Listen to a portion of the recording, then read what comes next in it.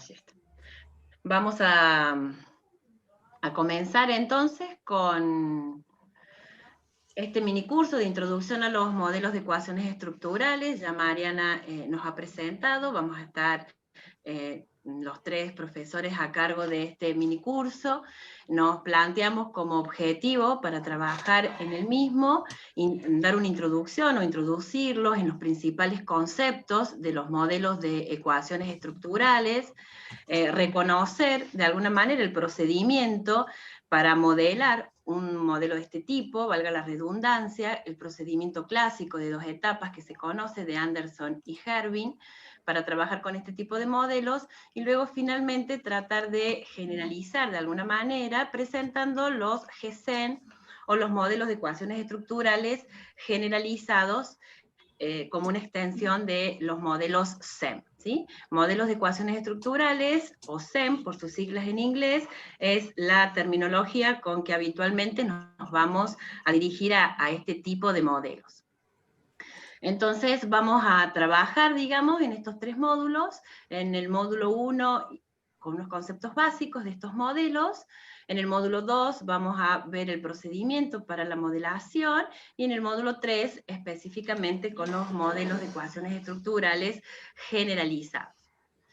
Entonces, comenzando con este módulo 1, la bibliografía básica, es mucha la bibliografía que tenemos para este tipo de modelos, pero la bibliografía básica que vamos a utilizar en estos 2 primeros módulos son el libro de Klein del 2011, que va a dar una serie de principios y de prácticas sobre la modelización con ecuaciones estructurales, y 2 artículos que están en español, de Cupani, que es un profesor de la Facultad de Psicología de la UNC, y Ruiz, que con Pardo y Martín, que también han trabajado algunos ejemplos de modelos de ecuaciones estructurales. Ambos, tanto Cupani como Ruiz, han trabajado particularmente en las ciencias del comportamiento, ¿sí? Porque estos modelos en algún momento se iniciaron particularmente en psicología, en sociología, y entonces estos artículos, digamos, son una buena introducción a lo que se debe hacer o tener en cuenta para este tipo de modelos. Y entonces nos vamos a preguntar, en una primera instancia, ¿qué son los modelos de ecuaciones estructurales? Este tipo de modelos son modelos multivariados, en donde vamos a trabajar con una multiplicidad de variables de distinto tipo.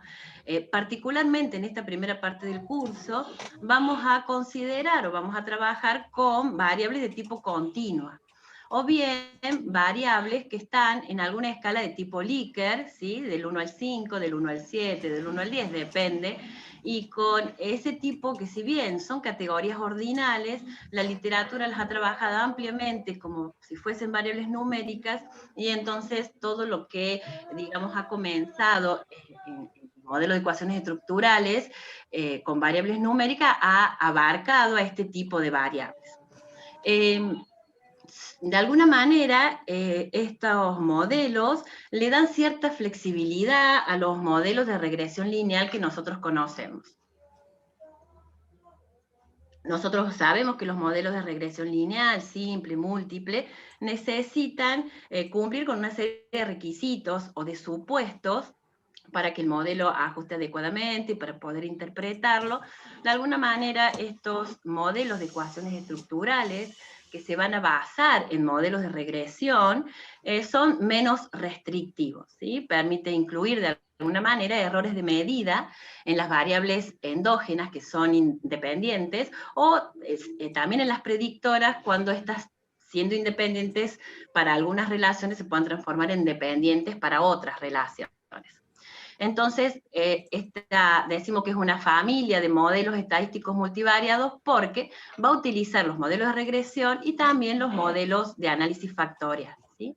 Por otro lado, nos va a permitir estos modelos también mirar algún tipo de efecto que tiene una variable sobre otra, ya sea de manera directa o de manera indirecta. Matemáticamente estos modelos son bastante complejos de estimar, y más cuando hay muchas relaciones y muchas variables. De hecho, no son tan nuevos, sin embargo, se puede decir que con la mayor capacidad de procesamiento de las computadoras, estos modelos han tenido como un mayor auge, digamos, en este último tiempo. ¿Y para qué sirven estos modelos de ecuaciones estructurales? O sea, ¿cuál es la utilidad que tienen estos modelos? De alguna manera, una de las utilidades que tiene es poder construir modelos teóricos que permitan de alguna manera comprender los fenómenos de la realidad de una mejor forma. Por eso es muy importante también la teoría que subyace a la aplicación de estos modelos. Otra utilidad muy importante, que por ahí los hace novedosos a este tipo de modelos, es la multiplicidad de relaciones de dependencia que existe entre las variables. Es decir, una variable, imaginemos en un modelo de regresión, tenemos una variable respuesta y podemos tener una variable predictora o varias variables predictoras. En los modelos de ecuaciones estructurales podemos tener más de una variable respuesta, y estas variables respuestas pueden tener un doble rol. Pueden ser variables respuestas para un conjunto de variables predictoras, pero también pueden transformarse en variable predictora o independiente, digamos, para otra variable respuesta. Entonces, esta multiplicidad de relaciones o estos roles diferentes que puede tener una misma variable permite explicar muchas cosas interesantes a la hora de una investigación. Otras de las utilidades importantes que tienen estos modelos de ecuaciones estructurales es que permiten medir en las relaciones entre variables distintos tipos de efectos, ¿sí? Ya dijimos recién algo de efectos directos o indirectos, pero también permiten reconocer efectos mediadores, ¿sí? Puede haber alguna variable que esté funcionando como tal, o también determinan alguna relación o algún efecto de tipo espurio o falso, digamos, que haya entre determinadas variables. Y por último, digamos, podríamos decir que también tienen una utilidad particular porque permiten estudiar constructos o variables latentes, que son aquellas variables no observadas directamente, pero que con un conjunto de indicadores observables podemos tratar de ver, de medirlos o analizar de alguna manera la carga que estos indicadores tienen sobre esos constructos latentes. Bien, vamos a ver algunos de los antecedentes. No sé si Adrián los comenta. Sí. Ahí sigo yo, Patricia, gracias. Bueno, como nos comentaba Patricia, la gran novedad de estos modelos es poder combinar en una sola forma, en una sola modelización, ¿no? Por un lado, un modelo que involucra relaciones entre variables latentes, ¿no? Incluir variables latentes, y por otro lado, variables observadas, que como vamos a ver más adelante son manifestaciones de estas latentes, y combinarlas en un modelo de múltiples dependencias, ¿no? En ese sentido se parecen mucho a los modelos de ecuaciones simultáneas en econometría, pero tuvieron un origen diferente, ¿sí? El primer antecedente que hay de este tipo de modelos es lo que sería un pariente medio lejano, pero que forma parte fundamental en los modelos de ecuaciones estructurales, que es el modelo de trayectoria, también llamado análisis de caminos o análisis de vías, los path analysis, ¿sí? Que tuvieron origen allá en la década del 30 del siglo pasado en la biometría en particular, ¿sí? Fue este biómetra Sewall Wright el primero en aplicar este tipo de modelos a mediciones óseas, ¿no es cierto? Y que, a diferencia de los modelos de ecuaciones simultáneas que van a nacer en la econometría, en lugar de tratar de evitar esa relación de simultaneidad que provoca el famoso sesgo de simultaneidad, ¿no es cierto?, se enfocan esos modelos en tratar de explicar esas covarianzas, esas relaciones, ¿no es cierto?, esas correlaciones, y al revés, aprovechar esa información para modelizar mejor, ¿no es cierto? Recién 30 años después, fíjense, en la década del 60, este tipo de modelos son aprovechados, son adoptados por las ciencias sociales. Empezaron en la sociología, también, como decía Patricia, en la psicología, ¿no? Viendo que eran muy, muy útiles para datos de tipo no experimentales, ¿no? Pero claro, el gran problema de estos modelos es el problema de cálculo, de cómputo sobre todo, ¿sí? porque requieren un gran poder de procesamiento informático, ¿no? Que hizo que el uso en forma extensiva, masiva, en todas las ramas de la ciencia, se demorara un poco, y recién en la década del 70, con el desarrollo del modelo llamado LISREL, ¿sí?, de Linear Structural Relations, de Shortskop, Kislen y Wiley, aparece con mayor difusión. Ellos desarrollaron un programa, de hecho durante mucho tiempo a los modelos de ecuaciones estructurales se los llamó LISREL en vez de SEM, ¿no?, por el nombre del programa, ¿sí?, que habían desarrollado ellos por primera vez para poder hacer los cálculos que, a diferencia así, de otras metodologías que estudian modelos en donde hay variables así dependientes múltiples con simultaneidad, ¿no?, requieren un cálculo mucho mayor, problemas de cálculo mucho mayores, ¿sí?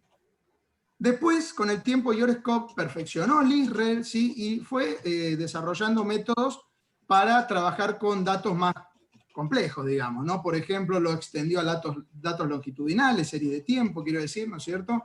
Datos multigrupo, ¿sí?, y datos multinivel también. ¿Querés pasar, Patricia? Luego vamos a ver en la diapositiva que viene, ahí Patricia nos va a pasar, ahí está, que vino un conjunto de seguidores de Shortskop que extendieron la tarea, ¿sí?, que hicieron grandes contribuciones, ¿no? En primer lugar estuvo Sorbonne, que hizo el modelo multigrupos con medias en las variables latentes. Antes, hasta ese momento, no tenían intercepto los modelos multigrupos, ¿sí? Muten y Muten en realidad son dos que hicieron una gran contribución para poder incluir variables observadas, lo que vamos a llamar indicadores, ¿sí?, las manifestaciones de las variables latentes, que fueran categóricas. Hasta el momento, ¿sí?, también como un poco explicó al principio Patricia, la mayor cantidad de aplicaciones estaba focalizada en variables de tipo continuo, estaba restringida, ¿no?, la aplicación de esto, del software sobre todo, ¿no?, a variables de tipo continuas. A partir de Muten y Muten empezaron a utilizarse entonces también para variables categóricas, que en ciencias sociales son muy frecuentes, ¿no? Haglund hizo una extensión, llevó de la econometría a las otras ciencias, y en particular al caso de los modelos SEM, que todavía no estaban siendo aplicados muchos en economía, ¿sí?, el método de mínimos cuadrados en 2 etapas, que era una forma que la econometría encontró de resolver el problema de ecuaciones simultáneas, y encontró equivalencias con los modelos de ecuaciones estructurales, ¿sí? Quiroga, pero fíjense, ya estamos en la década del 90, ¿no?, fue pasando el tiempo, hizo una contribución también en la misma línea de Muten y Muten, incorporando, ¿sí?, la posibilidad de que las matrices de correlaciones, en las que vamos a ver que están basadas estos modelos, ¿no? Estos modelos tratan de estimar, los parámetros de interés son las covarianzas entre las variables observadas, ¿sí? Esa es la gran diferencia que tiene con los modelos clásicos, digamos, ¿no? Bueno, el problema que había con variables categóricas, ordinales o de otro tipo, ¿no?, sobre todo cuando no había normalidad, cuando no podía aproximarse a la normalidad, era que esas correlaciones, las correlaciones típicas que usamos nosotros, las de Pearson, por ejemplo, para variables continuas, no eran apropiadas, ¿no?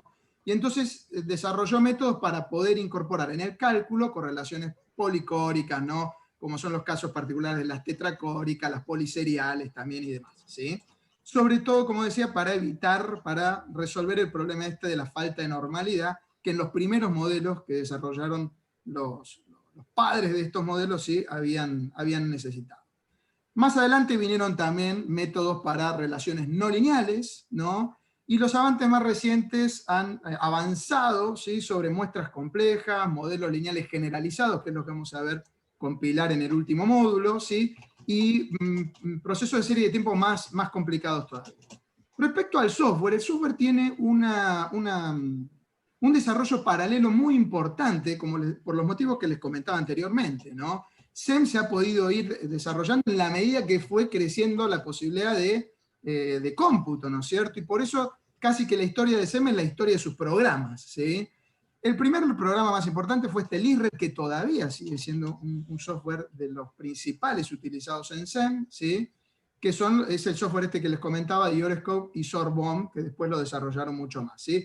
Todavía existe, fue el primero, ¿no? Es para programar, digamos, no es un enlatado de estos que tiene menús, ¿no?, que uno puede ir seleccionando las opciones, ¿no? Hay que saber programar con el código de ese tipo de programa, y las versiones más recientes han hecho lo que vamos a ver en el resto de los software, incorporar la posibilidad, que es otra de las características básicas de estos modelos, de poder especificar los modelos en un dispositivo gráfico, ¿sí?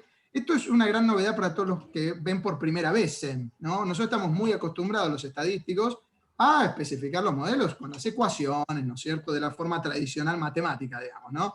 Bueno, acá en SEM es muy usual usar estos dispositivos en donde uno plantea los modelos en un gráfico, ¿sí? Ya vamos a ver las condiciones particulares, y después obviamente asocia, ¿no?, los objetos que van a representar a cada variable y a cada relación con los datos, ¿sí?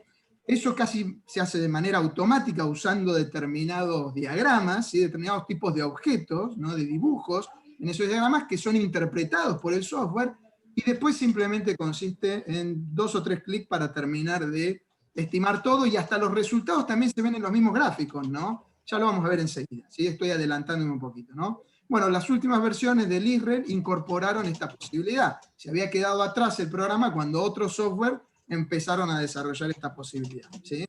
Otro muy importante es EQS, que es la abreviatura en realidad de Equations, que es un software de Bentley, otro gran estadístico que contribuyó a los modelos de ecuaciones estructurales, ¿sí?, que tiene versiones también para Linux, ¿no? Y en ese sentido los amantes del software libre van a estar mucho más cómodos, ¿sí? También está Amos, ¿no?, utilizado mucho también por la gente que hace psicología y sociología, ¿no?, que es de Arburcle, ¿no? Este en realidad es de SPSS. Al principio había sido un módulo de SPSS, después ya se desarrolló en forma independiente, ¿no?, y existen las dos versiones, como módulo complementario de SPSS o como programa aparte. Y lo bueno es que tiene una versión estudiantil que es gratuita, ¿sí? También está M+, este es el más preferido por la gente de psicología, ¿sí?, Muten y Muten, y también porque tiene la gran ventaja en ciencias sociales de tratar muy bien el tema este de variables categóricas, ¿sí? Es el que mejor, el que más opciones tiene para métodos de estimación aplicados a variables en donde las observadas, ¿no?, son variables categóricas o que no tienen distribución normal en general, ¿sí? También tiene una versión demo para estudiantes. Está también el MX, que es la abreviatura de Matrix en realidad, ¿sí?, que la diferencia con los anteriores es que es totalmente libre, ¿sí?, software libre de análisis en general multivariado, ¿no?, corre también bajo muchísimos sistemas operativos, y tiene una versión en paquete de R, ¿sí? Para los que nos encanta R, yo soy uno de esos, confieso siempre, ¿no? Es muy bueno porque uno ya está acostumbrado a programar con los comandos de R, no tiene que aprenderse otro programa, ¿sí? Y ahí el paquete es uno famoso que es OpenMX, ¿sí? Después hay otro software que la diferencia con todos estos anteriores es que no fueron desarrollados específicamente para SEM, pero que tienen algún módulo, algún complemento, a veces muy importante, que permite aplicar estos modelos, ¿sí? ¿Cuáles son esos programas? Los complementos CALIS y TCALIS de los programas SAS o STAT, ¿sí?, el paquete Ramona de SysStat, el CIPAD del módulo de estadística. Bueno, otro paquete, R tiene varios paquetes, ¿no? Los más conocidos son OpenMX, que en realidad viene de Matrix, ¿no? Y el que tuvo más dominio, el que tuvo más extensión, el que más se usó fue SEM, ¿sí?, un paquete que lleva el mismo nombre de las siglas del modelo. Stata también tiene uno, en particular nosotros con Patricia usamos mucho Stata, ¿sí? Y MATLAB también tiene dentro de los menús un complemento ahí para todo esto. Patricia.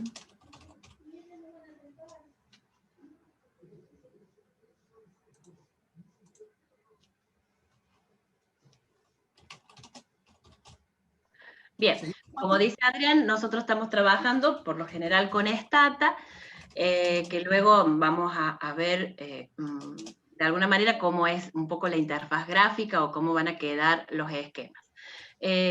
Pensando también en esto que decía Adrián, de la notación gráfica, que suele ser la notación que se utiliza para estos modelos de ecuaciones estructurales, al menos para los SEM.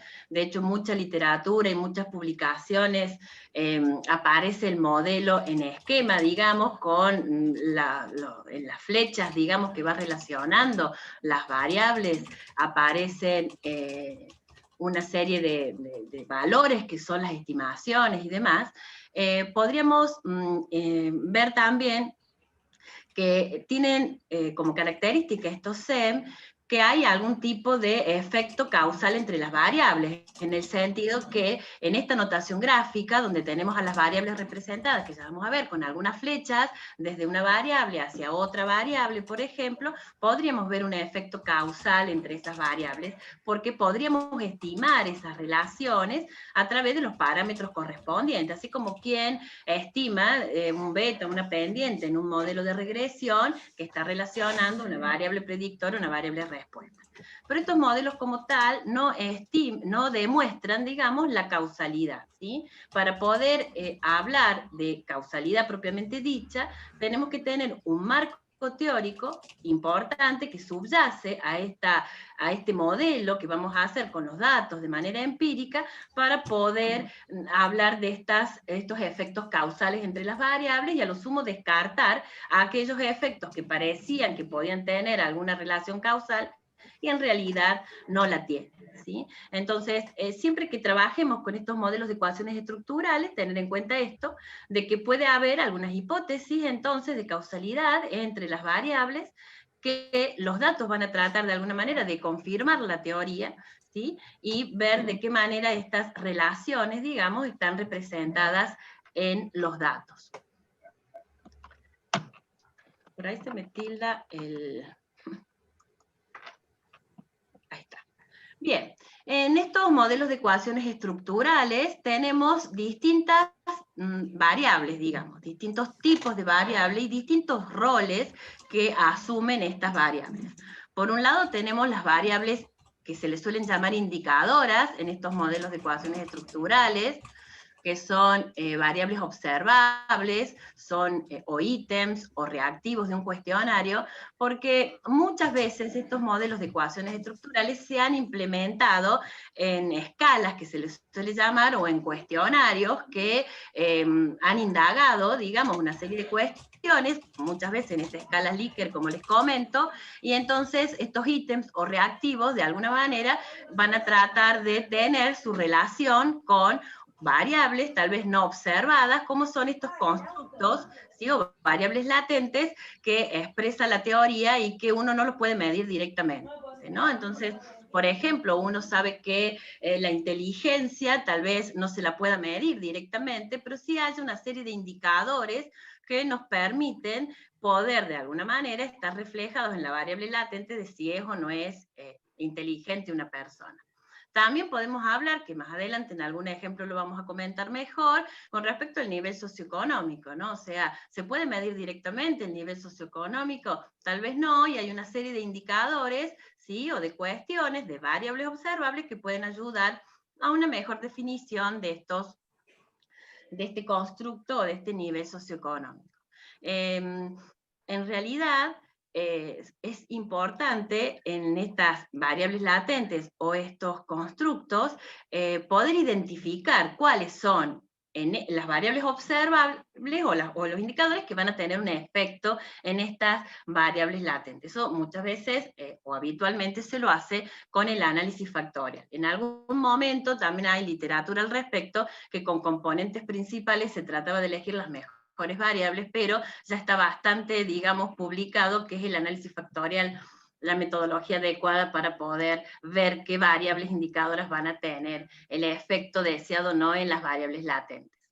También vamos a tener los errores, o las variables que representan a los errores, que están asociadas al conjunto de variables, digamos, de respuesta, que podemos llegar a tener, variables observadas, en estos modelos. ¿Sí? Tienen la característica, estos errores, de que también son variables no observables, por lo tanto también son una especie de variable latente. Con respecto al rol que tienen las variables, podríamos decir que tenemos variables exógenas, endógenas y de agrupación. Las variables exógenas son aquellas variables que, similares a las variables independientes en un modelo de regresión, son aquellas variables que afectan a otras variables, pero que no reciben, digamos, ningún efecto de otra diferente, ¿sí? Mientras que las variables endógenas son como la variable respuesta de un modelo de regresión, es decir, son aquellas variables que reciben un efecto de otras variables, ¿sí? A veces las variables que son dependientes en un modelo pueden ser también independientes en otro, para otra de las variables. O sea, en el mismo modelo puede tener una variable el doble rol de dependiente y de independiente, ¿sí? Entonces, podemos tener también que si alguna variable que es endógena causa o tiene algún efecto en otra variable endógena, podríamos ya empezar a hablar de que son variables mediadoras.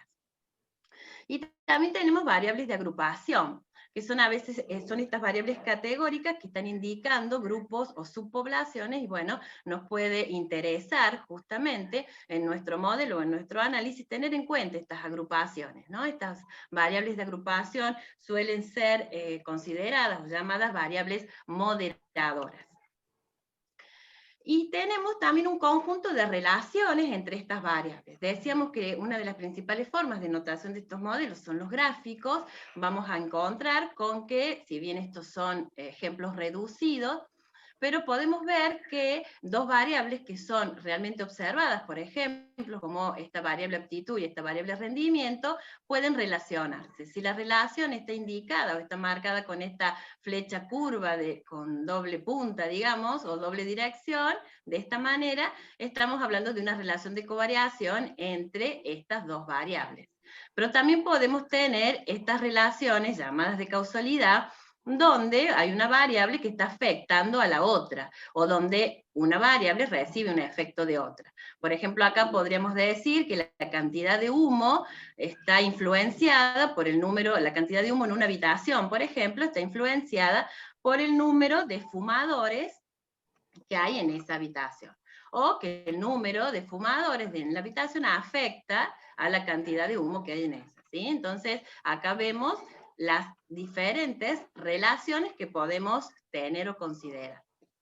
También se puede tener alguna relación de tipo espuria, es decir, espuria es cuando hay dos variables que uno podría decir que no tienen nada que ver, sin embargo están altamente correlacionadas, y eso se debe porque hay una tercera variable u otra variable que de alguna manera está influenciando de esa forma, ¿no? Y el típico ejemplo de decir en los niños, a medida que los niños van creciendo en edad, van obteniendo mayores capacidades, por ejemplo, para resolver determinados problemas. Pero también a medida que crecen en edad, crecen en estatura, y entonces podríamos medir esta relación como que es una relación importante, y podríamos decir que tiene que ver la estatura con la inteligencia. Entonces, esas son relaciones, digamos, espurias, que no tendrían sentido tal vez en nuestro problema, pero bueno, es porque hay otra variable que de alguna manera está o tiene que ver en esta otra que se está manifestando como variable importante. Luego tenemos otras relaciones que, si bien son causales, también considerado efectos directos o indirectos, ¿no? Entonces podríamos tener, por ejemplo, que la aptitud afecta de manera directa a la motivación y que la motivación afecta de manera directa al rendimiento. Pero la aptitud también afecta al rendimiento, nada más que de manera indirecta, porque existe otra variable, que es una variable que está mediando entre aptitud y rendimiento, ¿sí? Y en este gráfico lo que podemos decir es que la aptitud también tiene un efecto indirecto sobre el rendimiento, nada más que ahora está esquematizado de esta manera, o bien la aptitud tiene un efecto directo sobre el rendimiento. ¿Sí? Con estos pequeños ejemplos, de alguna manera mostrarles que hay distintos tipos de relaciones y que los modelos de ecuaciones estructurales van a tratar de mirar cada una de estas relaciones para ver si son significativas y si el conjunto total de relaciones que van a constituir el modelo final realmente es un modelo adecuado para lo que queremos estar o lo que queremos analizar particularmente. También existen otras relaciones, las recíprocas. Por ejemplo, la aptitud afecta al rendimiento, el rendimiento afecta a la aptitud, ¿sí? Que son recíprocas, que también podrían formar parte de un modelo, o también podemos tener lo que se consideran las flechas que no existen o las flechas que no están. Las flechas que no están son efectos que no van a ser analizados, que pueden ser relaciones omitidas por algún motivo, por error de especificación, o bien porque tal vez no se consideran lo suficientemente significativo y entonces estarán incorporados, como en todo modelo, en el término del error.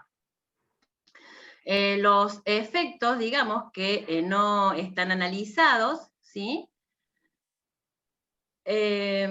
Aparecen cuando las variables observadas están correlacionadas más allá de lo que el modelo predice, ¿sí? Entonces, a veces va a suceder, cuando nosotros vamos haciendo el modelo, que haya que reespecificar algunas cuestiones, ¿no? Y en estas reespecificaciones pueden aparecer covarianza entre los términos de error en el modelo base u original, y estos nuevos parámetros habrá que incorporarlos para tratar de que el modelo sea el modelo adecuado. Por supuesto, siempre con el sustento de la teoría, ¿sí? Algo que no les dije al comienzo y que se los iba a decir, es que si tienen alguna duda o pregunta, no nos molesta que desactiven el micrófono y nos los hagan saber, ¿sí? Así no queda para el final o queda fuera del momento en que lo estamos diciendo, ¿sí? Lo iba a decir al principio y se me fue. Así que si hay alguna pregunta o algo, no hay ningún inconveniente, ¿de acuerdo? Bueno, acá a continuación vamos a ver estas variables y estas relaciones en un ejemplo. Aquí tenemos un típico ejemplo de los llamados diagramas estructurales de los modelos de ecuaciones estructurales, ¿sí? Veamos cuáles son las características principales, ¿sí? Que son convenciones que hay entre las personas que utilizan, entre los investigadores que utilizan este tipo de modelos, ¿sí? El primero es que todos representan, ¿sí?, a las variables observables, a estas indicadoras, como decía Patricia, que son generalmente, no siempre, no necesariamente siempre, manifestaciones de esos otros constructos latentes o variables no observadas, ¿no?, con rectángulos, ¿sí? Con rectángulos, en algunos casos podrían ser cuadrados, digamos, pero en general son rectángulos, ¿sí? O sea que todos los rectángulos que vemos acá están representando variables observadas, de las cuales tenemos datos, ¿sí?, mediciones en nuestra base, ¿no? En cambio, las variables latentes, las que no observamos, ¿sí?, sino las que vamos a observar en forma indirecta a través de estas observables, ¿sí?, suelen representarse a través de círculos o de óvalos. En este ejemplo lo tenemos en forma de óvalos, ¿no?, pero también es muy frecuente en algunos software, sobre todo, encontrarlo en forma de círculos, ¿sí? Stata, por ejemplo, utiliza óvalos, ¿no? Pero el Israel, por ejemplo, creo que utiliza círculos, ¿no? Hay de los dos tipos, ¿sí? Entonces fíjense como, por ejemplo, acá, las características sociodemográficas, ¿sí?, aparentemente, según este modelo, no pueden ser medidas en forma directa, no hay una escala para medir las características sociodemográficas, pero sí hay indicadores de las características sociodemográficas, ¿no? Por ejemplo, la edad, la situación de la vivienda, cómo son las características de la vivienda, ¿sí?, los dependientes financieros, las características financieras que tenga ese hogar, esa familia, ¿sí?, que sí son medibles y que a través de ellos vamos a tratar de tener una medición de este constructo latente que son las características sociodemográficas, ¿no? Algo similar pasa con la variable estresores, ¿sí?, que es medida a través de dos variables observables, los estresores externos, los estresores internos, ¿no? Este es un modelo de finanzas, ¿no es cierto? Fíjense que la variable principal latente acá es este bienestar financiero que se mide a través de tres indicadoras. ¿Y por qué digo la principal? Porque es la endógena más importante, no recibe efectos de los estresores, ¿sí?, de las características sociodemográficas y de la administración financiera que lleva cada hogar, ¿no es cierto? ¿Sí? Y observen cómo entonces cada latente tiene a su vez como un modelo aparte, ¿no? Cada latente está representada a su vez por un grupo, un conjunto de variables observables, indicadoras. Reitero entonces, las observables a través de rectángulos o cuadrados, ¿sí?, y las latentes, las no observables, ¿sí?, a través de círculos u óvalos. Los errores, ¿sí?, que tenemos, los términos de error, fíjense que están asociados a cada variable que va a ser dependiente, ¿no? Y suelen representarse con círculos o a veces también sin ningún contorno, solamente con una letra. En Stata, por ejemplo, usan la letra E, pero en otro software se usa algún epsilon, alguna letra griega, ¿no? Epsilon, o a veces también nu, creo, ¿sí? O sea que puede estar con círculo o sin círculo. En eso no hay tanto consenso, ¿sí? Pero lo importante es que notemos que cada variable que recibe efecto otra variable en este modelo, tanto latentes como observables, tiene que tener un error asociado, ¿sí? Por ejemplo, fíjense acá, estas dos o estas tres que son en realidad manifestaciones observables de otras latentes, cada una de ellas tiene un error. Porque en realidad es como que esta flechita entre características sociodemográficas y edad es como si fuera una regresión simple, ¿no? En donde la edad depende de las características sociodemográficas y de otros factores, obviamente, que van a estar incluidos en este error. Ahora, también hay errores en algunas latentes. ¿Cuáles? Y las que a su vez son dependientes, ¿no? Por ejemplo, aquí como nos señala Patricia, la que tiene el bienestar financiero asociado, ¿no? Porque estamos diciendo que el bienestar financiero depende de los estresores, de las características sociodemográficas, ¿no? De la administración financiera y de otros factores también, que no estaremos no solamente no observando, sino ni siquiera tratando de observar, de medir con algún modelo de medida, como sí estamos haciendo con las otras variables, que a los efectos del bienestar financiero hacen de variables independientes, ¿no es cierto? Entonces, no desconocemos que hay otros factores posibles que influyan sobre el bienestar financiero y por ello tiene su propio término de error, ¿sí? Así entonces, como podemos ver, hay tantos términos de error como relaciones de dependencia tengamos, ¿sí? Como bien decía Patricia, observen aquí que tenemos un ejemplo de una relación bidireccional en forma de curva. Cada vez que encontremos relaciones, dibujos de este tipo, flechas de este tipo, ¿no? Representan relaciones de correlación o de covarianza. En este caso particular, estaríamos suponiendo en este modelo que hay una correlación entre estresores y administración financiera. ¿Qué significa eso? Están asociadas las variables, suponemos que están asociadas, y no que hay una relación de causalidad, ¿sí? A diferencia, por ejemplo, de entre estresores y bienestar financiero, que es de causalidad, o de características sociodemográficas y bienestar financiero, que también es de causalidad, ¿sí? Cuando haya curva, entonces, son relaciones de correlación. O sea que este modelo permite, por un lado, relaciones de causalidad, pero no descarta la posibilidad de incluir también relaciones de correlación, ¿sí? Los efectos directos, entonces, son los que están marcados con flechas rectas, ¿sí? Cuyo origen es la variable predictora, la explicativa en esa ecuación. Fíjense que cada flecha es casi que una ecuación en algunos casos, ¿no es cierto? ¿Sí? Por ejemplo, acá estresores, que explica bienestar financiero, ¿no? Bienestar financiero está diciéndonos que depende de estresores. Pero en realidad bienestar financiero es una regresión que tiene más variables explicativas, también tiene características sociodemográficas, y también administración financiera. Estamos suponiendo que estas tres variables son las explicativas de bienestar financiero. Ahí hay una regresión. Después tenemos otra regresión, por ejemplo, entre una latente y una observable. Fíjense, esta observable que tenemos aquí a la derecha de bienestar financiero, estrés financiero, en realidad parece ser la variable dependiente no latente, sino observable, más importante del modelo, ¿sí? Depende exclusivamente de bienestar financiero, como si fuera una regresión simple, digamos, ¿no es cierto? Hay una relación de causalidad allí, ¿sí? Pasemos, Patricia, si querés a la siguiente. Sí. Ya bien. Ahí está. Los parámetros en estos modelos se representan sobre las flechas. Aquí ya en este ejemplo que tenemos aquí ya los tenemos estimados. Es un ejemplo, así salen los software, ¿eh? Este es el resultado que nos da usar la opción de la interfaz gráfica, ¿sí? Por ejemplo, en Stata se llama el Zen Builder, ¿sí? Que nos permite hacer todo a través de una interfaz gráfica. Tanto especificar este modelo, es decir, hacer estos dibujos, nada más que, obviamente, sin los resultados, sin los números que son las estimaciones de los parámetros, ¿sí? Pero sí plantear, cada vez que uno dibuja una flechita, le está diciendo qué tipo de relación es, ¿no? Plantear estos círculos, plantear los rectángulos, ¿no? Y de esa manera le estamos diciendo al software cuáles son variables observables, cuáles son latentes, y cada vez que planteemos una flecha, le vamos a estar diciendo qué tipo de relación entre qué variables, ¿sí? Una vez que tenemos el modelo dibujado, que sería sinónimo especificado en este tipo de software, después viene el ajuste, la estimación, ¿no? Y el resultado va a ser lo que estamos viendo acá, ¿no? Sobre cada flecha vamos a tener las estimaciones. Estos numeritos entonces son las estimaciones de los parámetros, ya en el caso de un modelo ajustado, ¿no? Fíjense que cada una de las flechas tiene su correspondiente coeficiente estimado. En el caso de estos últimos que estamos mostrando ahora, por ejemplo, ¿sí? Vendrían a ser los equivalentes a las cargas factoriales en un modelo de análisis factorial. Fíjense ustedes que ahí en administración financiera, junto con sus tres indicadoras, lo que forman en realidad es un modelito de análisis factorial, igual que estresores con sus dos indicadoras, que bienestar financiero con sus tres indicadoras, y que características sociodemográficas, ¿no? Con sus otras tres. Cada uno es como un análisis factorial, ¿sí?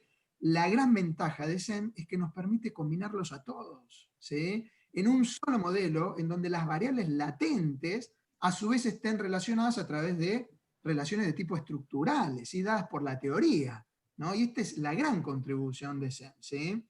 Bueno, como les decía antes, cualquier variable que reciba efecto de otra variable del modelo debe incluir un término de error, ¿sí? Algunos programas, ¿no?, suelen incluir junto a cada variable su varianza, ¿sí? Y si se trata de una variable dependiente, su correspondiente proporción de varianza aplicada. Acá la tenemos, ven arriba de los cuadraditos, ¿sí? Que hay un numerito arriba a la derecha, ¿sí? Como ahí nos muestra Patricia, en percepción objetiva, en financiera y en percepción, perdón, subjetiva y objetiva. Esos numeritos representarían las varianzas estimadas de las variables observadas. También tenemos las de las latentes, ¿sí? Por ejemplo, aquí Patricia en el de bienestar financiero, ¿no? Tenemos un ejemplo de la varianza de esa variable, estimada de esa variable, ¿de acuerdo? ¿Sí? Aquí no, en este ejemplo no, pero en algunos otros software también, muchas veces es opcional, se pueden poner las estimaciones de los interceptos, de las medias, suelen ir dentro de de los óvalos o de los cuadrados, ¿sí? Podemos pasar a la siguiente. Bien, bien. Entonces, en función del ejemplo que acabamos de ver, podríamos decir que los modelos de ecuaciones estructurales tienen dos componentes.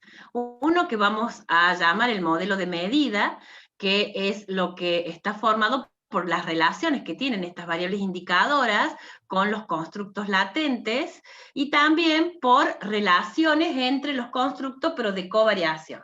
Es decir, en cada una de las variables latentes del ejemplo de recién, que teníamos 3 o 4, por ejemplo, lo sociodemográfico o la administración financiera, tenía indicadores. Entonces, para cada constructo variable latente, un conjunto de indicadores que tienen alguna carga factorial en ese constructo o en esa latente. Y luego, entre las latentes, estas relaciones de covarianza o de flecha curva, digamos, que podemos ver cómo se relacionan de alguna manera las latentes entre sí.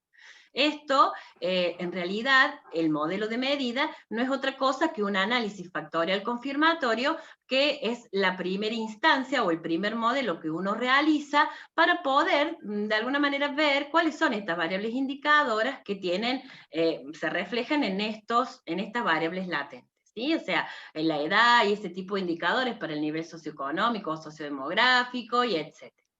Luego tenemos otro componente de los SEM, que es lo que conocemos como el modelo estructural. El modelo estructural es, de alguna manera, las relaciones que existen entre las variables latentes, pero relaciones en forma de efecto o de lo que hace el path análisis, donde hay variables exógenas y donde hay variables endógenas, ¿sí? Solo la parte estructural.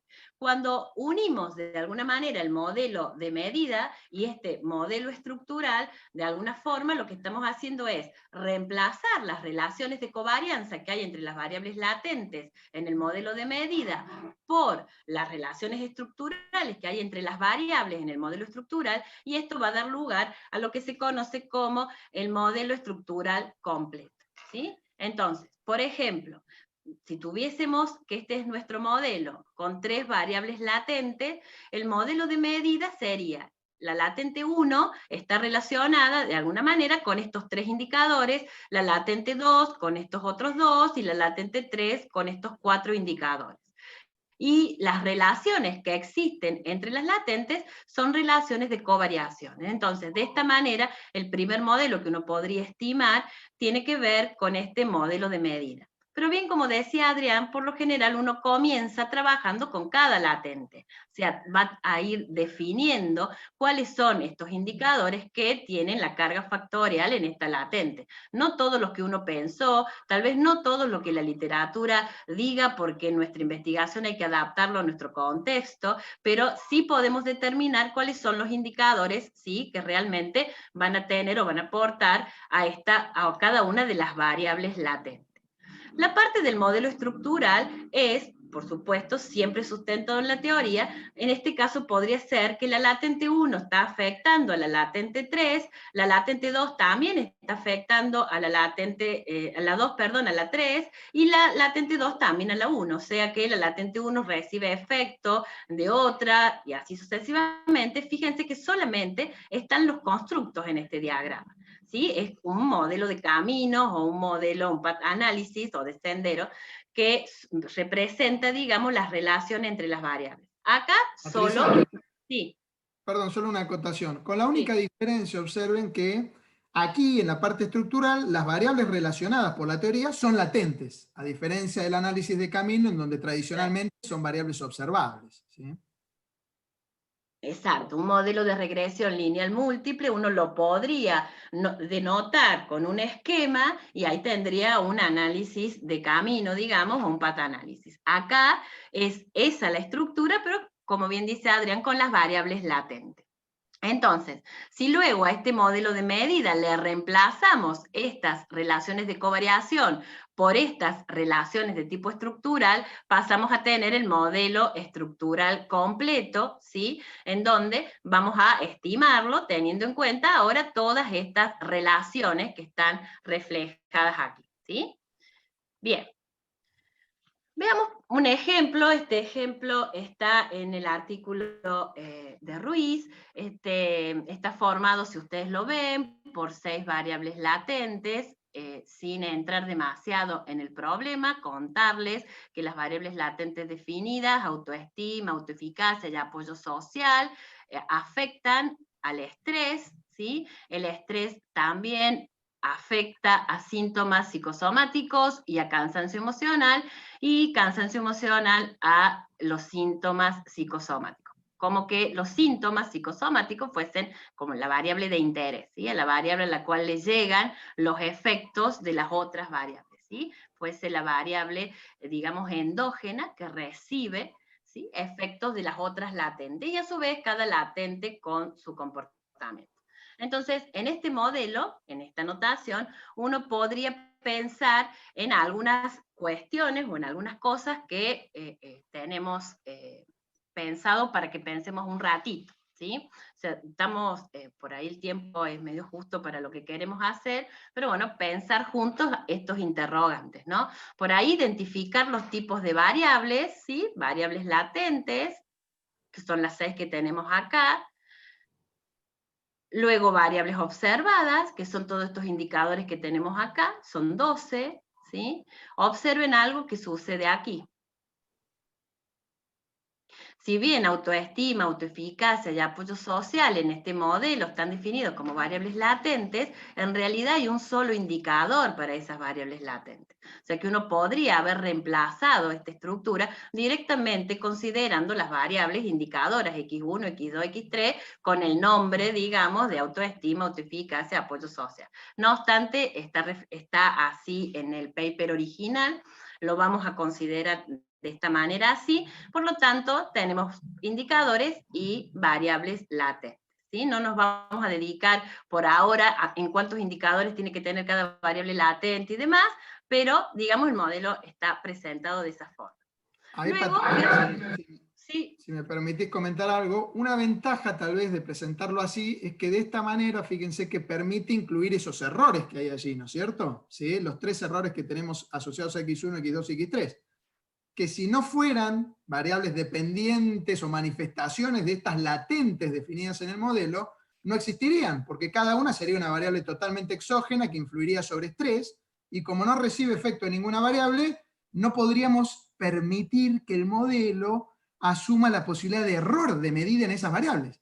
Hacerlo de esta manera, entonces, habilita a pensar que esas variables podrían estar medidas con error. Justamente, tener un solo indicador de estas variables es admitir, ¿no?, que en realidad debe haber más indicadores, solamente que nosotros no lo tenemos, ¿no? Bien. Otra de las cosas que podemos observar tiene que ver con las relaciones entre las variables, ¿sí? Acá tenemos relaciones de covariación, en este caso entre autoestima, autoeficacia y apoyo, todas contra todas, digamos, y tenemos las relaciones entre cada latente y las indicadoras, y la parte estructural, que son las relaciones entre las variables latentes.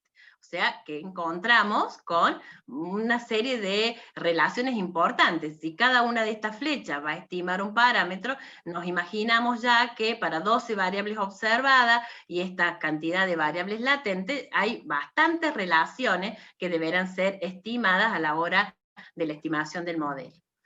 Podemos observar también efectos directos y efectos indirectos, ¿sí? Por ejemplo, en este caso, estrés recibe, ¿sí?, de manera directa el efecto de autoeficacia, autoestima, apoyo social, ¿está bien? Pero estas mismas tres tienen un efecto indirecto sobre los síntomas psicosomáticos, porque a través de esta variable estrés que actúa como mediadora, también tienen efecto en los síntomas.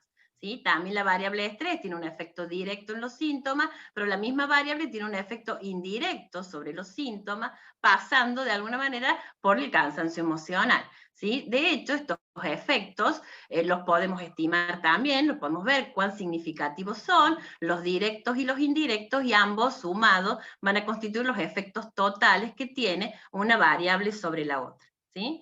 Bueno, esto es lo que hicimos cuando vimos los tipos de variables, indicar un poco la cantidad, y luego hipótesis o relaciones de relaciones causales que se pueden observar, que si bien acá las observamos de manera, digamos, gráfica, y tal vez los miramos de manera estadística, no olvidarnos que para que estas hipótesis las hayamos podido, digamos, poner de esta manera, o estas relaciones puedan estar, nosotros necesitamos que haya un marco teórico que nos permita poner estas relaciones y no poner otras, ¿sí?, en este sentido, ¿sí? Bien. Anderson y Hervin, para analizar los modelos de ecuaciones estructurales, hablaron o sugirieron, recomendaron un procedimiento que se conoce como el procedimiento de 2 etapas, y el procedimiento este es muy utilizado especialmente en el marketing, ¿sí? En las investigaciones que se hacen en marketing, por lo general utilizan este procedimiento de 2 etapas o son muy insistentes con ello, no obstante se ha extendido bastante, y ya siempre que vamos a modelar un conjunto de variables con estas múltiples relaciones, lo hacemos en 2 etapas, ¿sí? De hecho, con Stata lo podemos hacer. Algunos software hacen las 2 etapas juntas, en el sentido que hacen uno y la otra en la misma salida. En el caso de Stata, va a ser una etapa primero y luego haremos los cambios correspondientes para que haga la etapa 2. En la etapa 1 es validar el modelo de medida, es decir, realizar el análisis factorial confirmatorio para ver cuáles son los indicadores que va a tener cada una de las variables latentes, y evaluar de alguna manera que el modelo que estamos ajustando sea un buen modelo, ¿sí? Vamos a ver con una buena bondad del ajuste que esto suceda. Por un lado, como dije antes, los indicadores con cada una de las variables también puede ser trabajada en una primer medida, digamos, para saber cuáles son los indicadores de cada latente. Luego, cuando ya tenemos, vamos a suponer, 3 o 4 latentes, como los ejemplos vistos, cada una con sus indicadores, con las relaciones de covarianza entre esas variables latentes, podemos, digamos, validar ese modelo de medida para ver si realmente con las medidas de bondad de ajuste ese modelo es adecuado. Como estos modelos de ecuaciones estructurales, digamos, se utilizan mucho en variables, les decía yo, numéricas o de tipo Likert, y lo que hacemos es tener una escala, ¿sí?, o un cuestionario que de alguna manera se trata de validar a través de los datos, o sea, de que cumpla con una serie de condiciones. En esta etapa de la validación del modelo de medida, uno mira otras cosas. Analiza que el instrumento sea fiable, que el instrumento sea válido, y entonces a través de algunas medidas puede trabajar con la validez convergente, discriminante, ¿sí?, validez de contenido, ¿sí?, para que, digamos, todo eso se dé. Cuando hablamos de confiabilidad o medidas de fiabilidad, se utiliza el alfa de Cronbach, también otros coeficientes de consistencia interna, o sea, distintas medidas que nos permiten de alguna manera ver que esta escala, ¿sí?, sea una escala adecuada, que mida el constructo que tiene que medir, que sea preciso, que sea consistente, y entonces, haciendo este modelo de medida y viendo la bondad del ajuste, decimos, este modelo es el adecuado. Si no lo es, existe la posibilidad, existen herramientas para reespecificar.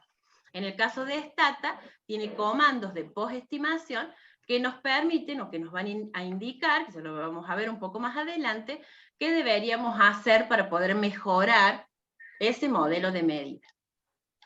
La segunda etapa sería ajustar la parte estructural o agregarle de alguna manera lo que vamos a modificar del modelo de medida que indica que vamos a conseguir un mejor modelo y reemplazar estas covarianzas entre las variables latentes por los caminos o por las relaciones estructurales que tienen estas variables, ¿sí? A veces lo que se suele hacer también con medidas de bondad de ajuste vemos que el modelo completo sea un modelo adecuado y también se pueden hacer comparación de modelos, ¿sí? Uno podría reemplazar esa parte estructural en el sentido de cambiarle el sentido de las flechas, digámoslo de alguna manera así sencilla, y poder ver si esos modelos son tan buenos o mejores que el otro que teníamos.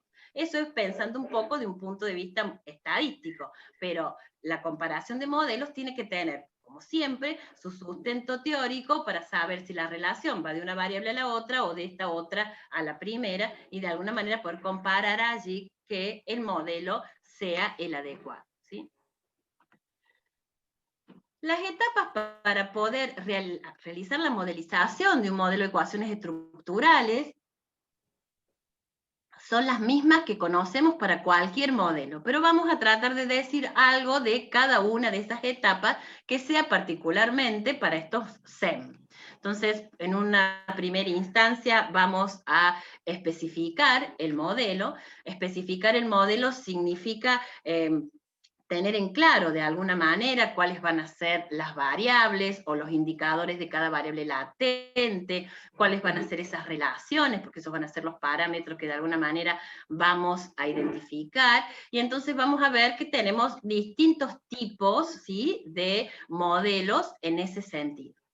Luego tenemos que verificar de alguna manera que los modelos estén identificados, ¿sí? Que estén identificados significa que haya una solución única para estos parámetros que vamos a estimar y por lo tanto que los vamos a poder hacer. Si el modelo no está identificado, no vamos a poder continuar y el software lo va a detectar. Y entonces el software no lo va a hacer, no va a quedar, digamos, sin poder luego estimar el modelo si esto no se ha realizado. Pues vamos a ir hablando un poco más en detalle de cada parte.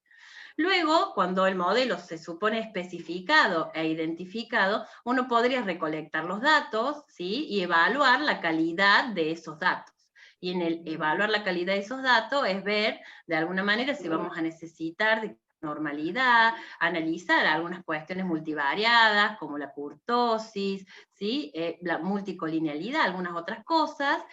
Luego vendrá la estimación propiamente de todos los parámetros de nuestro modelo, y cuando estimamos habrá determinados métodos para estimar estos parámetros, y la evaluación de la bondad del ajuste. En realidad, estos modelos suelen ser, digamos, se suele decidir por un modelo adecuado o confirmar un posible modelo, lo cual no significa que sea el único, ¿sí?, sino que confirmamos un modelo cuando tiene buenas medidas de bondad de ajuste. Y estas medidas de bondad de ajuste son de distinto tipo, que también ya las vamos a ver, y nos van a permitir concluir de que el modelo, digamos, es adecuado para este conjunto de datos que tiene en la teoría, digamos, las relaciones causales y las relaciones entre variables que hemos especificado. Si las medidas de bondad de ajuste no han sido las adecuadas y el modelo, en el sentido que los valores obtenidos no están dentro de ciertos rangos de referencia, que después vamos a ver, deberemos reespecificar el modelo. Y reespecificar el modelo suele ser agregar nuevos parámetros de tal manera que podamos ir logrando mejores resultados de estas medidas o que estén dentro de estos rangos de referencia óptimos o aceptables para luego decidir respecto del modelo. Con respecto a la especificación del modelo, para hacer una especificación adecuada, es muy importante los conocimientos teóricos, como siempre lo decimos, los conocimientos teóricos que tengamos sobre el tema, y también algunos antecedentes empíricos, porque los antecedentes empíricos llevan a confirmar de alguna manera esa teoría y tal vez pueden ayudar a tener nueva teoría, digamos, en este tema de estudio, y entonces nos va a permitir ver cuáles serían las variables que vamos a poder considerar. A veces empezamos directamente en la especificación con un análisis factorial confirmatorio porque ya sabemos qué variables podrían tener efecto o carga factorial en alguna variable en particular, o en otra o en una latente. En otras ocasiones esto no lo sabemos y entonces habrá que comenzar con un análisis factorial exploratorio para poder ver, ¿sí?, cuál es el conjunto de indicadores para alguna de estas variables. La otra cuestión que debemos tener en cuenta para la especificación es determinar las relaciones que hay entre todas estas variables, digamos. Cuáles son exógenas, cuáles son endógenas, ¿sí?, qué efectos directos o indirectos podemos llegar a tener, etcétera. Y también podemos mencionar una regla, la regla de Kenny del 79, que por ahí empíricamente establece algunos numeritos como para decir, bueno, ¿cuántos indicadores debería tener cada factor a la hora de especificar el modelo? Y 2 debería ser el mínimo, ya vamos a ver en algunos casos 2 puede ser poco, pero 2 podría ser el mínimo, 3 es bueno, 4 es el óptimo, 5 más es como que es demasiado. Y Ruiz, que plantea esto un poco, habla de que es preferible que no haya más de 20 indicadores, pero para todo el modelo completo. Por supuesto que hemos visto en publicaciones modelos muy complejos, con muchas más variables latentes, muchos indicadores cada uno, que por supuesto se podrán estimar, se pueden estimar, y por ahí requiere muchísima cantidad de datos para que esto se pueda hacer. ¿Sí, Patricia, Adrián? acá Sí. una aclaración nada más, que sí se destaca una diferencia en esto con los modelos de análisis factorial puros.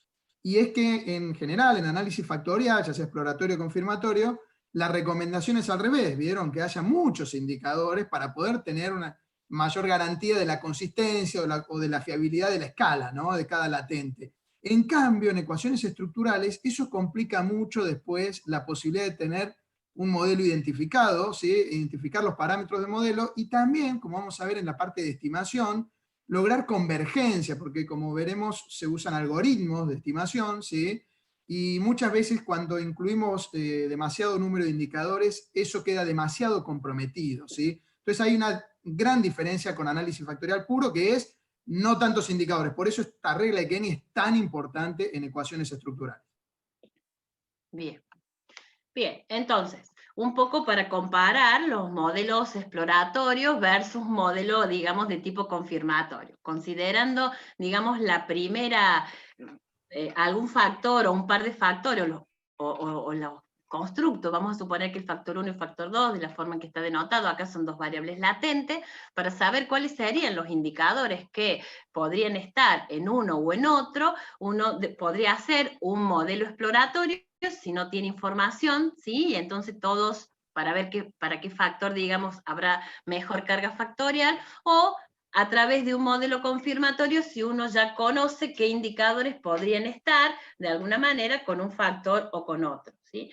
Cuando uno utiliza escalas, por ejemplo, de cuestionarios que ya están publicadas y validadas, de alguna manera lo que uno hace es un modelo confirmatorio, porque ya sabe que esos indicadores están de alguna manera teniendo su carga factorial en ese factor en particular, ¿sí? O están midiendo el estrés, o están midiendo alguna cuestión financiera, o la inteligencia, o lo que sea.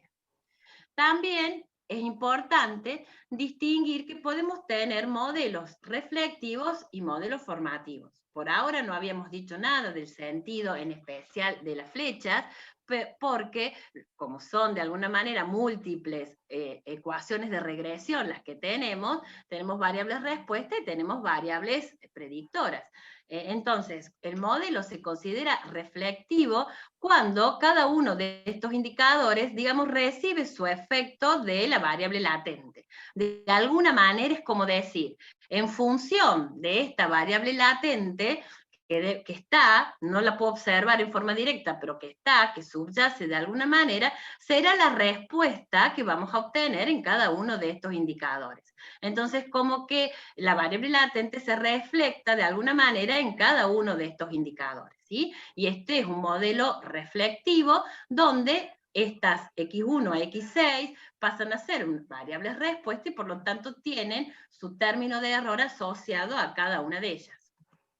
Mientras que en el modelo formativo, acá los indicadores de alguna manera contribuyen a formar el factor o la variable latente, ¿sí? Por ahí este tipo de modelos más utilizados tal vez cuando queremos establecer indicadores o algún tipo de medida donde necesitamos que estas variables, digamos, formen la variable latente o el constructo, son modelos de tipo formativo. Fíjense que acá el término de error entonces va a estar asociado a cada una de las variables latentes, porque cada una de estas variables pasa a ser una variable respuesta o endógena de estos indicadores que tenemos acá, ¿sí? Patricia, ahí déjame hacer un Sí, comentario. sí.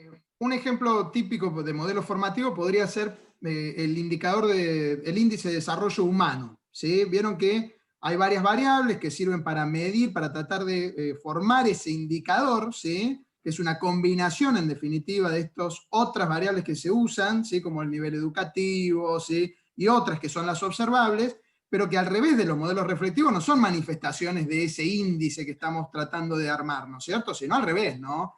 Son menos usuales en modelos de ecuaciones estructurales, ¿no? Lo más usual, lo más frecuente es trabajar con modelos de medida que utilizan modelos reflectivos, pero aquí está muy bien visto, este ejemplo nos sirve para ver muy bien esto que comentabas vos antes, Patricia, de por qué y cuándo en realidad convendría usar análisis factorial o análisis de componentes principales, ¿sí? ¿Y por qué se usa más análisis factorial? Porque el análisis factorial es más adecuado para modelos de tipo reflectivos, ¿sí? En cambio, en análisis de componentes principales no se descarta en SEM cuando tengamos modelos de tipo formativos. Fíjense que en componentes principales, cada componente principal no es otra cosa que la variable latente, que es explicada por las indicadores observadas, ¿no? Así que aquí está la distinción para saber si tenemos que usar análisis de componentes principales o análisis factorial, ¿sí? Si el modelo nuestro tiene alguna latente que está desarrollada, ¿no? Especificada a través de un modelo formativo, ahí se puede usar un análisis de componentes principales. Ahora, si la latente o las latentes de nuestro modelo son especificadas a través de modelos reflectivos, lo que corresponde, a pesar de que hay muchísima literatura todavía que sigue usando análisis de componentes principales, erróneamente, es utilizar análisis factorial. Bien. Existe, de hecho, en la literatura, artículos que comparan para un mismo problema cómo resultan las estimaciones si aplicaran un modelo reflectivo o un modelo formativo, ¿sí? De hecho, por ahí hemos leído con Adrián y nos hemos preguntado el caso específicamente de la pobreza, ¿no? Si tenemos que medir a la pobreza como un constructo latente, ¿será reflectivo o se formará con una serie de variables, ¿no? O sea, encontramos que ha habido con el paso del tiempo, tal vez en una primera instancia el modelo fue reflectivo, pero luego después empezaron a ver que podía llegar a ser justificado de otra manera y bueno, aparece, digamos, en la literatura ambos modelos mostrando luego cuál podría ser o cuál debería ser el adecuado en ese sentido. O sea que es un tema de especificación que es bastante importante tenerlo en cuenta en algunos casos. Hay otros que no hay duda, pero en algunos casos está, digamos, puede haber, digamos, alguna dificultad como para detectar tan a priori cómo podría ser un modelo o de un tipo o del otro. También existen para especificar los modelos lo que se conoce como los modelos de segundo orden. Por supuesto que puede haber de tercero o más orden, pero ya los modelos de segundo orden son muy complejos a la hora de estimarlos, a la hora de, digamos, modelar este conjunto de variables. Y reciben el nombre de segundo orden porque es como que tienen dos niveles de variables latentes, ¿sí? Entonces tenemos estas dos variables latentes que podríamos considerar en el primer nivel y luego tiene otra variable latente en este segundo nivel. Y hay distintos tipos según sean reflectivos o formativos. Por ejemplo, acá es reflectivo en los dos niveles, pero podríamos tener un caso en que es reflectivo en este primer nivel o primer orden, y luego formativo en el segundo, y podríamos tener así las otras dos posibilidades. Es decir, que sea formativo en el primer orden y que sea reflectivo en el segundo, o bien que sea formativo en los dos niveles o en los dos órdenes en que se han establecido.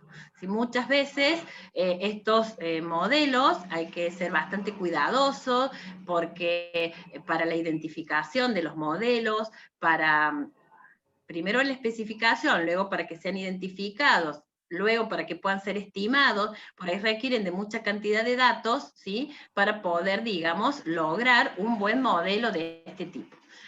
Por lo general, quienes trabajan en marketing son los que más tienen sus aplicaciones en este tipo de modelos, siempre considerando un poco esto de las ciencias sociales o ciencias del comportamiento, que es donde estos modelos con estas variables de tipo numérica o en escala Likert han tenido como mayor desarrollo en una primera etapa.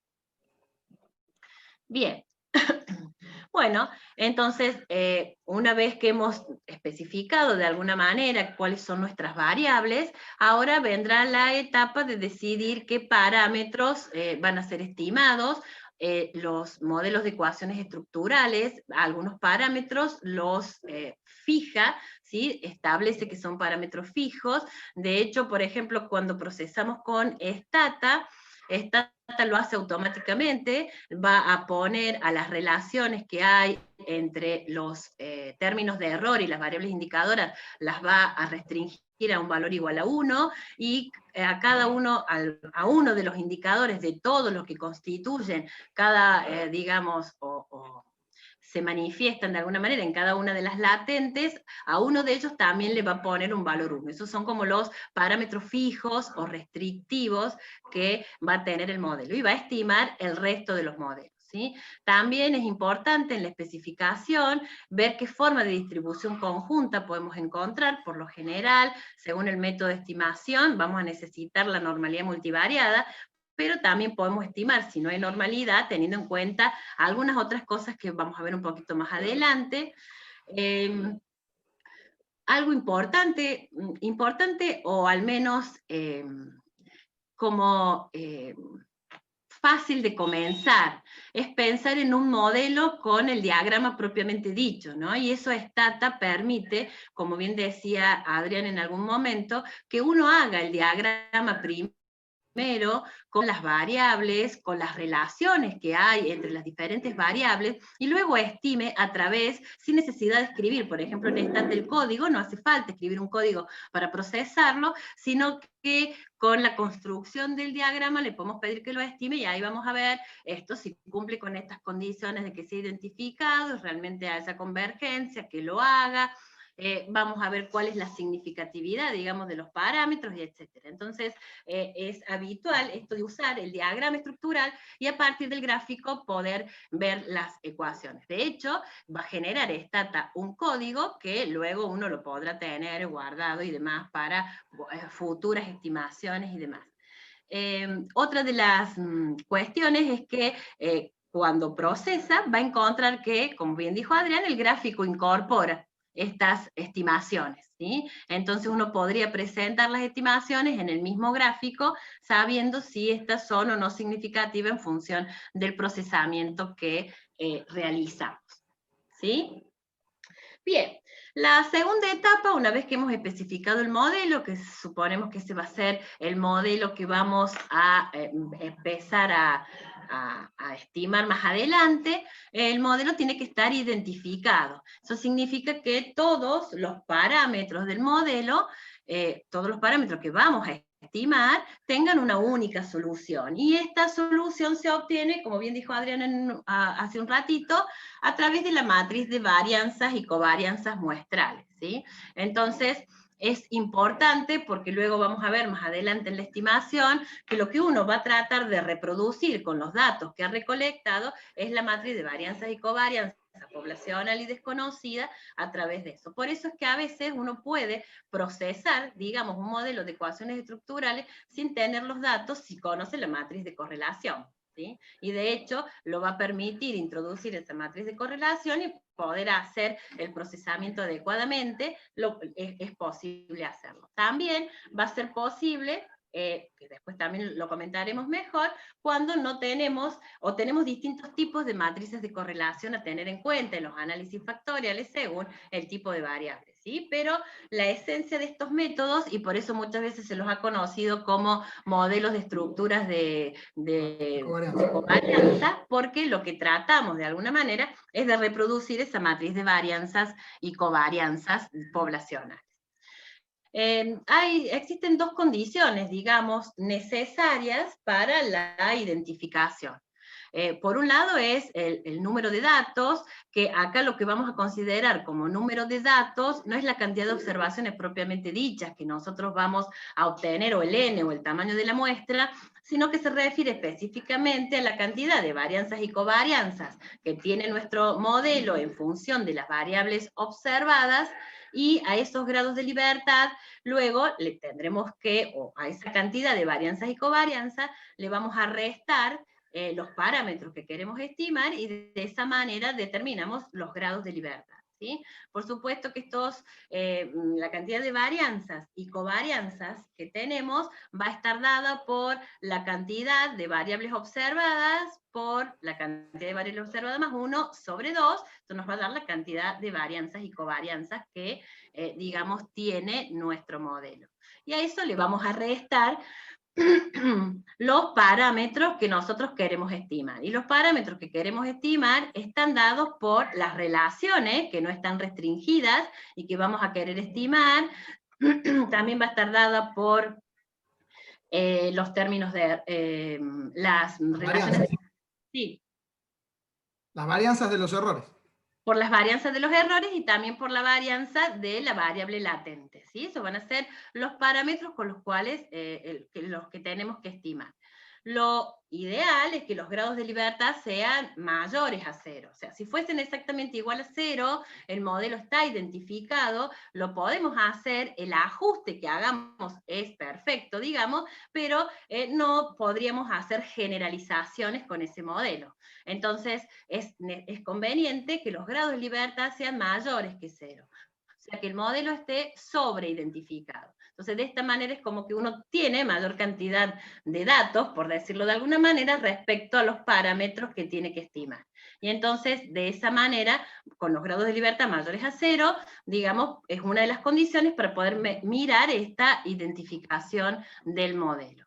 La segunda condición necesaria tiene que ver con esta parametrización, digamos, fija que deberíamos hacer, que es establecer de alguna manera la escala de los errores y de las variables latentes. Esto es un poco lo que dije hace un ratito, que el efecto que tiene cada uno de los términos de error con su indicadora es restringido a un valor igual a 1, ¿sí? Y uno de los indicadores de todos los que tiene la variable latente es igual a 1. Por defecto el software pone el primero, pero nosotros le podemos indicar si queremos que restrinja, digamos, o parametrice de otra manera. Aquí, Patricia, tal vez vale la pena destacar que sí, esto es necesario porque estas variables, las latentes y los errores, son no observables. Ahora, eso no implica que nosotros no vayamos a conseguir mediciones de esas variables, especialmente de las latentes, no de los errores, ¿no es cierto? ¿Y qué mediciones vamos a tener? En base a los indicadores. Entonces, necesitamos una escala para esas mediciones. Hay distintas alternativas. Una, como está presentando aquí Patricia bien, es usar, por ejemplo, en este ejemplo, la escala de X1 en lugar de la escala de X2, ¿no? Entonces la variable latente allí A está adoptando la escala del indicador X1, pero tranquilamente podríamos usar la escala de la otra variable u otras alternativas que hay también, ¿no? Sí, perfecto. Bien. También existen algunas reglas que nos permiten identificar el modelo. O sea, el hecho de que el SEM completo esté identificado, por ahí no garantiza la identificación del modelo de medida. Entonces, uno, si distinguimos entre los análisis factorial confirmatorio que podríamos tener, convencionales o no, podríamos establecer distintas reglas que nos van a permitir, digamos, trabajar con esta identificación del modelo. Suponiendo que tenemos un análisis factorial confirmatorio convencional, ¿qué quiere decir esto? Quiere decir que vamos a tener indicadores que cargan sobre un solo factor, ¿sí? O sea, que x1 carga en el factor 1, no que x1 cargue en el factor 1 y en el factor 2. ¿Sí? Eso sucede porque estamos con los análisis factorial confirmatorio de los conocidos como no convencionales, que son un poco más complejos y que tienen algunas otras cosas a tener en cuenta. Entonces, un AFC convencional implicaría entonces que cada indicador cargue en un solo factor, ¿sí? Y podemos también tener, digamos, debemos tener errores de medición no correlacionados para este primer caso que vamos a considerar. Eso quiere decir que no hay una correlación entre estos dos términos de error, por ejemplo, o no hay una correlación entre estos dos, o entre el 2 y el 3, etc. ¿Sí? Entonces, en este caso de AFC con estas condiciones, existen dos reglas que son bastante utilizadas, consideradas, que una de ellas es la regla de los tres indicadores, que dice que si el modelo tiene una sola variable latente, debe tener como mínimo 3 variables indicadoras para que sea identificado. O sea que en este primer caso, en este primer ejemplo, esta variable latente, si fuese la única, ¿sí?, que va a tener, tiene solamente 2 indicadores, no estaría identificado. Y en este caso, que la variable latente tiene los 3, y si es una única variable latente, entonces decimos que sí que está identificado.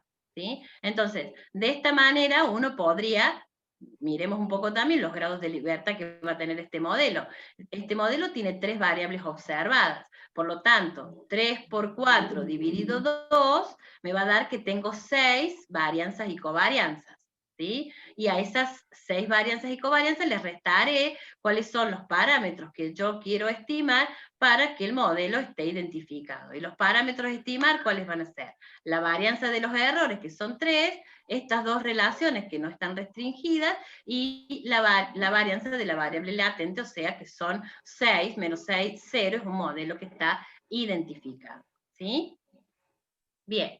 También existe, esto es de base de Klein también, la regla de los dos indicadores, que dice que si el modelo tiene más de una variable latente, en este caso va a tener 2, pero puede tener 2 o más, debe contar cada una de ellas con 2 indicadores. ¿Sí? Entonces, como mínimo con 2 indicadores para que el modelo sea identificado. O sea, para una sola, 2 no, pero cuando ya tengo 2 o más, puedo tener como mínimo 2 variables indicadoras. ¿Sí? También podríamos medir los grados de libertad para ver que el modelo sea identificado. Con respecto al análisis factorial no convencional, eso quiere decir que hay indicadores que tienen cargas factoriales en más de un factor, o bien que haya errores que están correlacionados, ya sea pueden ser errores de un mismo factor o con errores de otro, de indicadores de otro factor. Estos FC no convencionales también tienen una serie de reglas, digamos, ¿sí? No me voy a detener demasiado en estas reglas, porque es como que parecen tediosas, siempre yo digo que son como un trabalenguas, y es como para que ustedes, digamos, las tengan acá, porque va diciendo, ¿no? O sea, si tengo una escala unidimensional, es decir, tengo un análisis factorial confirmatorio donde cada indicador carga en un solo factor, pero hay términos de error correlacionados, bueno, ¿qué debería cumplirse para cada factor? ¿Qué debería cumplirse para cada par de factores o para cada indicador? Y distintas opciones o distintas alternativas. Y de la misma manera, si acá tuviésemos estas escalas multidimensionales donde se consideran estos indicadores más complejos, en donde un mismo indicador puedes saturar a más de un factor, ¿sí? Como si fuese una variable x sub 1 que, digamos, recibe o tiene carga factorial en la latente 1, pero también en la latente 2, también los términos de error están correlacionados, lo cual, fíjense que se va haciendo cada vez más complejo, y entonces también una serie de reglas que debería cumplirse para las cargas factoriales, para las correlaciones entre los errores y demás. Por supuesto que todas estas condiciones de identificación que acá están a modo de reglas, digamos, todo esto se puede probar o se puede demostrar debidamente. Nosotros en este sentido, por ahí somos más aplicados en eso, y entonces tratamos de aplicarlas a estas reglas en función de cuál es el modelo o qué es lo que estamos considerando. Algo que no comentamos, para Sí. que se queden todos tranquilos, es que luego les vamos a compartir esta presentación. Sí, seguro, además va a estar grabada, así que la van a poder tener en cuenta o considerar. Suponiendo que ya hemos especificado adecuadamente el modelo, que hemos identificado, que el modelo está identificado, recolectamos nuestros datos, ¿sí? Supuestamente estos son los pasos de la modelación. Más de una vez nosotros los datos por ahí ya los tenemos, y lo que queremos tratar en nuestra investigación es de explicar algunas cuestiones donde nos parece que la metodología adecuada es tal o cual, y bueno, y ahí empezamos como medio, no en un orden capaz, hipotético que uno debería tener para modelar. Cuando evaluamos la base de datos, es un poco algunas cuestiones empíricas que se tienen en cuenta. Por ejemplo, Klein y Ruiz en su artículo van a considerar que el tamaño de muestra debería tener como un mínimo de 200 observaciones y por lo menos 10 observaciones por cada variable observada. Y uno diría, bueno, pero por ahí depende, ¿no?, de qué investigación tenemos, pero muchas veces las investigaciones en marketing o investigaciones en negocios y demás, que involucran, digamos, las respuestas de empresarios o las respuestas de determinados individuos, unidades de análisis, es bastante complicado, ¿no? Y entonces esto da un indicio o una idea de cuántos datos como mínimo uno tendría que tratar de tener, más allá de todo lo que conocemos para poder determinar un tamaño de muestra adecuado y demás, ¿sí? Por eso empíricamente, cuando uno dice tengo 50 datos porque no pude conseguir más que 50 respuestas de empresas que hablan de determinada cuestión, y bueno, habrá que ver cuántas son las variables, qué es lo que quiero de alguna manera explicar, porque tal vez 50 datos no sea lo adecuado, ¿sí? Otra de las cosas que uno debería mirar es la multicolinealidad, una extrema colinealidad, considerando un valor, digamos, de referencia de 0,85 más, y que exista, digamos, podría estar Ahí nos piden una pregunta, Patricia, mirá. Perdón, sí. Ramón, ¿querés preguntar? Sí, perdón, no, que no encontraba la forma de levantar la mano, no sé que estaba desactivada, no sé cómo estaba configurado. No, la pregunta es, si quieren interrumpir mucho, si en algún momento van a considerar el tema de trabajar con datos que provienen de una muestra compleja. Es decir, con un diseño muestral que no es bajo un muestreo aleatorio simple, con lo cual me da la sensación como que todas estas cosas están como condicionadas a que funcionan bajo más, y muchas veces los datos se obtienen en diseños muestrales que son en más de una etapa, y hay un tema de varianzas que habría que considerar. No sé, digamos, en todo caso, después si van a pensar en capaz que hablar de eso en el curso. Contesto yo. En realidad nosotros no vamos a trabajar con muestreos, o sea, dentro de ningún enfoque de muestreo diferente. Lo que sí podemos comentar es que ya está bastante probado, por decirlo de alguna manera, o utilizado, muestreos no probabilísticos, ¿sí? O sea, dentro de los muestreos probabilísticos, que hay distintas etapas o que hay distintos métodos, también en ciencias, en marketing y demás, se utilizan muestreos no probabilísticos y estos modelos se aplican igual, ¿sí? No, pero Patricia, no, la pregunta mía es siempre en un contexto de muestreo probabilístico. Lo único que estoy pensando en un muestreo donde las unidades de observación tienen diferentes probabilidades. Por ejemplo, más de una etapa, dice él. Por ejemplo, claro, general estratificado por conglomerados. Claro. Cosas así, que eso en realidad se traduce que finalmente tenés una varianza bastante más grande que si fuera muestreo aleatorio simple, porque Claro. inflación de la varianza que hace que... Ramón, los modelos de ecuaciones estructurales, ¿sí? Creo que a partir del año 2000 han desarrollado métodos particulares para muestras complejas, ¿sí? Acá, está. Nosotros en este curso que es introductorio no llegamos a verlas, claramente, ¿sí? Acá, Pero sí bueno. existen esos modelos, sí, sí. ¿Puedo decir Bien, algo? Sí. ¿Puedo decir algo? Sí. Lo que a lo mejor no es exactamente eso, pero una parte de eso puede ser cuando uno trabaja con modelos de ecuaciones estructurales multinivel, ¿no? Por ejemplo, tengo un muestreo de niños dentro de un muestreo de escuelas, dentro de un muestreo de ciudad, ¿no es cierto? Claro, algo de eso, exactamente, como que hay correlación Bueno, intraclase en esa escala entre... jerárquica, solo si es anidado el muestreo, solo en eso se puede. Toda la parte de modelos de GEM, de modelos SEN, se generaliza un multilevel como si fuera un modelo mixto, o sea, con otros efectos aleatorios que no son provistos por errores de provocación de un efecto con otra variable, ¿sí? Como presentan los chicos. Nosotros vamos a hacer un ejemplito el día viernes, pero solo desde ese esquema jerárquico, ¿no? Bárbaro. Bueno, perdón por la interrupción, gracias. No hay problema. No, por favor. Sí. En ese sentido, para ese tipo de modelos en especial, el viernes sí, Pilar, porque es uno de los GCN o de los CEN generalizados, ¿sí?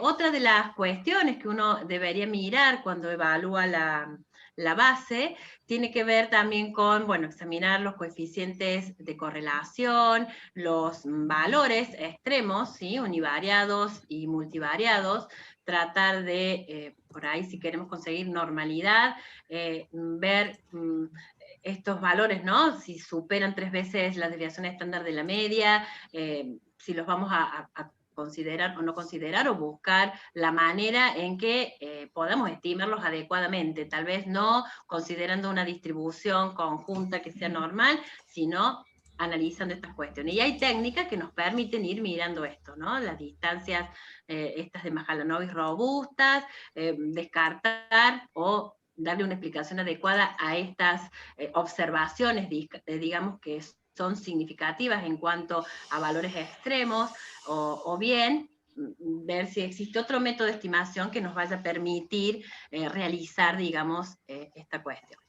La normalidad multivariada también suele ser una de las condiciones, si queremos estimar por máxima verosimilitud, que es uno de los métodos que va a utilizar, Stata va a utilizar, y es uno de los métodos que se utilizan para esto. Y bueno, tendremos que probarla, la normalidad multivariada, sí. Escucho. Probar esa normalidad multivariada, y si no, trataremos de utilizar otro método. También es importante considerar de que a veces cuando la distribución no es normal, pero resulta que es mesocúrtica, o sea que no tiene una curtosis muy elevada, uno podría utilizar el método de máxima verosimilitud porque las propiedades de los estimadores son las mismas, digamos, para el caso normal, y entonces podríamos considerar ese método en esa situación, ¿sí? Bien, no sé si algo más de esta parte, Adrián, que se me haya pasado. Esta parte nada más destacar, por ahí de la diapositiva anterior, Patricia, otra gran diferencia que hay con análisis de regresión, ¿sí? Ecuaciones simultáneas, y es que aquí, al revés que en esas otras técnicas clásicas, buscamos que haya multicolonialidad, ¿no es cierto? ¿Sí? Porque el insumo de los datos, como bien decías hace instantes, son las confianzas, ¿no es cierto? ¿Sí? Queremos que haya relación entre las variables observables, ¿no? A gran diferencia de, por ejemplo, un modelo de regresión lineal múltiple, en donde uno no quiere que las variables explicativas estén relacionadas entre sí, ¿no es cierto? Acá todo lo contrario, ¿sí? Se está buscando, por supuesto que, como bien indicaste también hace un ratito, no una colinealidad extrema, al punto tal que nos dé una matriz de correlación, por ejemplo, singular, ¿no? Que no la vamos a poder invertir y que eso va a traer muchos problemas después para la estimación sobre todo.